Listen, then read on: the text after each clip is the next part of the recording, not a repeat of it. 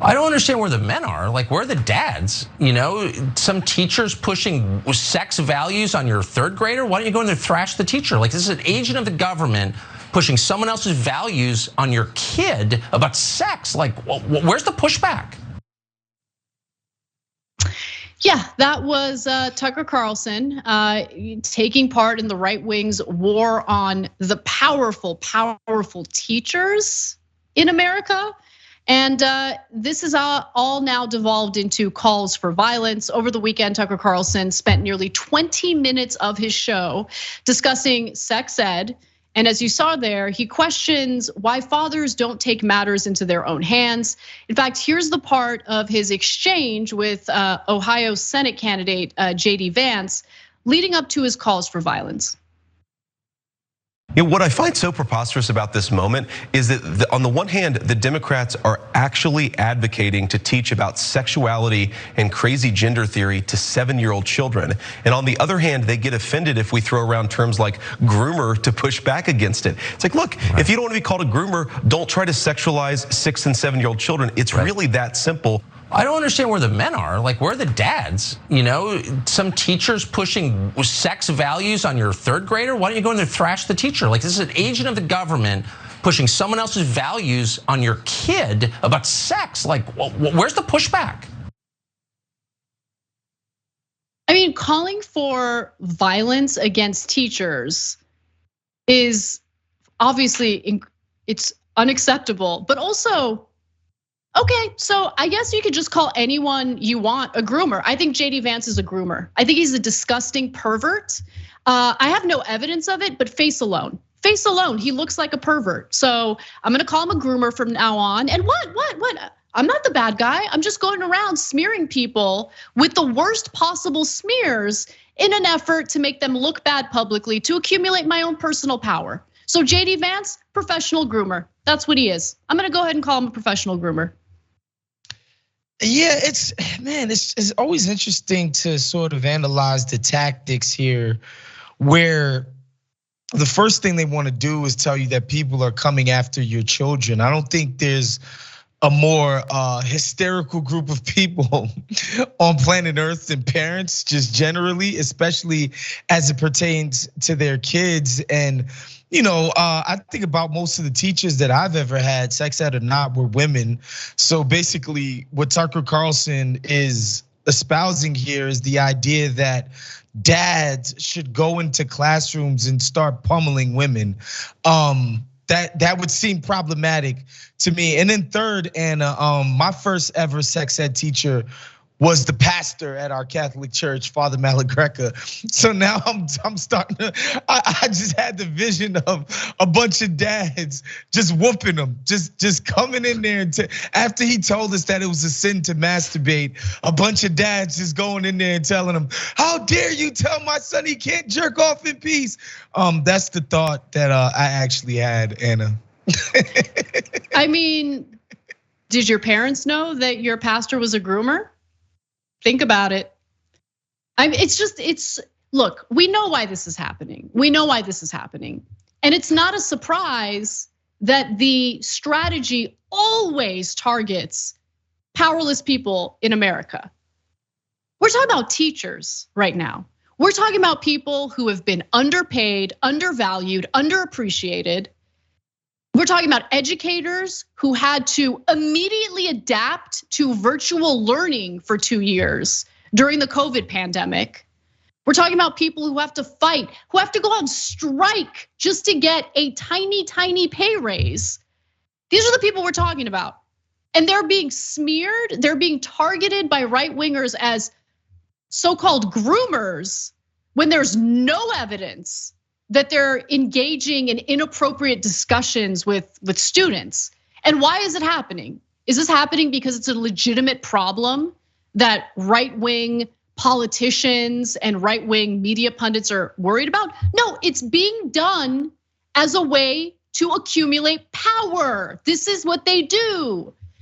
They're merchants of fear. That is what right-wing politics in America is all about.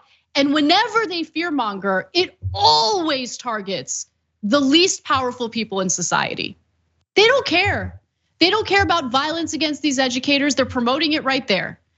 They don't care about how many innocent people get hurt along the way. All they care about, all they understand is power. That's it. That's all it is. They will manufacture anything to fearmonger and convince their electorate to avoid paying attention to the fact that they're being robbed by the very corporate donors that these politicians enabled.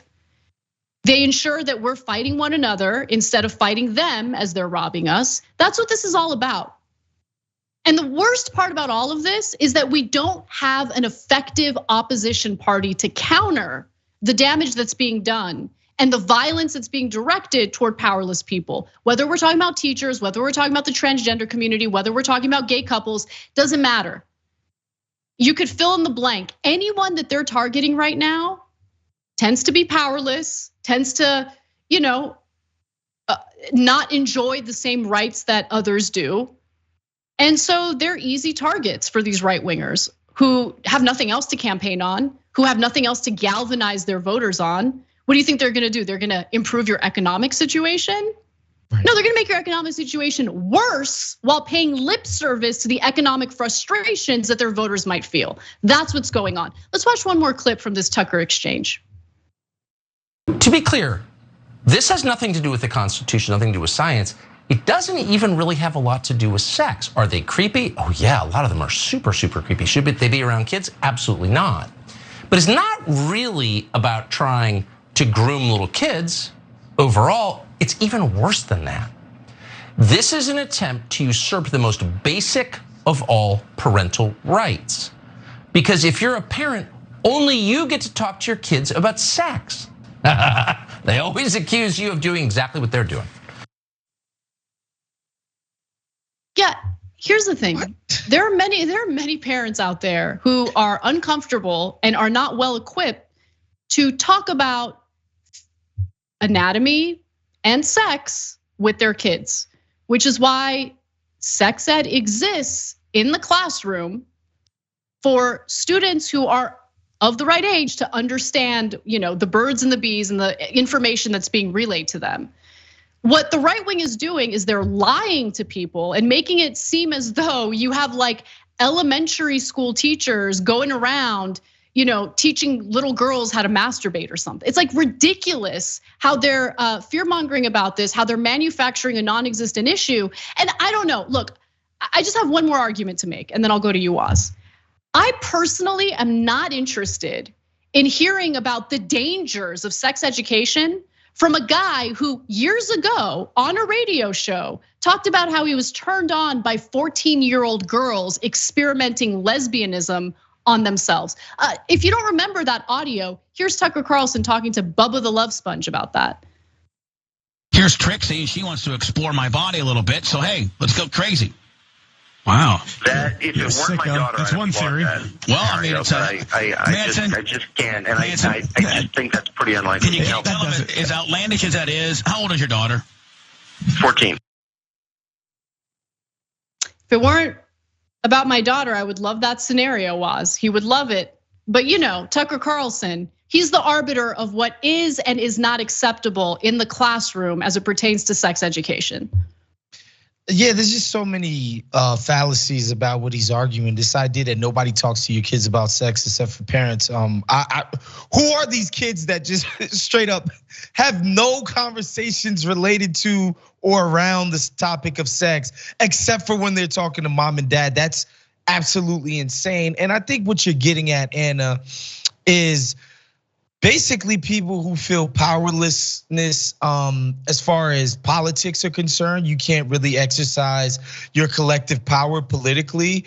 And I think what makes Tucker Carlson a bit of an evil genius, this does feel like something tangible that you do have power over. And people want to exercise some level of power because they feel none in basically any other aspect of their lives. So if they think they can bully some teachers into allegedly just straight up, don't say gay or not talk about sex to my kid, it works, it's effective because again, there's just a general disenfranchisement and powerlessness to a lot of the people who are watching Fox News, quite frankly.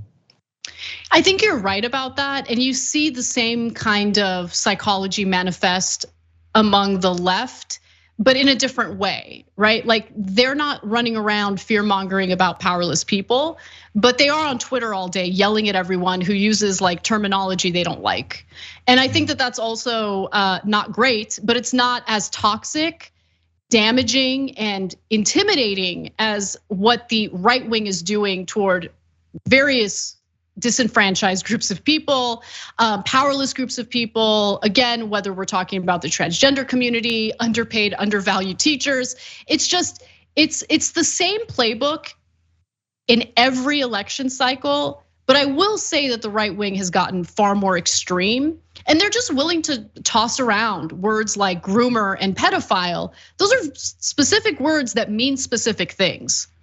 Educators who are tasked with educating about human anatomy and sex ed are not groomers. And by the way, look, as a parent, you do have certain rights. So I remember in California, and I don't know, it might have changed, but I remember when I was in, I believe it was like 8th or 9th grade. That was when we were about to like have a sex ed class. It wasn't even like a full course. It was like 1 or 2 sessions where we like learned about basics, right? Parents had to sign the consent forms. And guess what? My super conservative mom signed it because she's like, yeah, you should probably know about this stuff. I don't want to have a conversation with you about it. So if you are a conservative parent who wants your kid to be completely ignorant about how to protect him or herself from STDs or unwanted pregnancy and all that, have at it. Don't sign the consent form, pull your kid out of the school. But I don't think other parents and other children should suffer by, kowtowing to right wingers who want to like monopolize their ideology and force it upon everyone in the public education system. It is a public education system that's supposed to cater to everyone, including parents who don't want ignorant kids.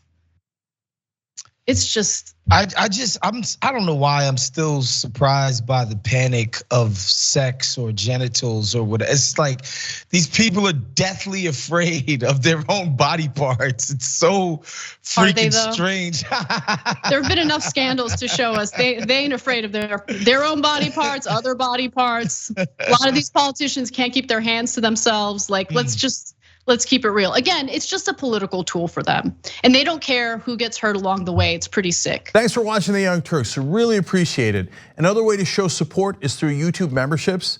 You'll get to interact with us more. There's live chat emojis, badges. You've got emojis of me, Anna, John, JR. So those are super fun. But you also get playback of our exclusive member-only shows and specials right after they air. So all of that, all you gotta do is click that join button right underneath the video. Thank you.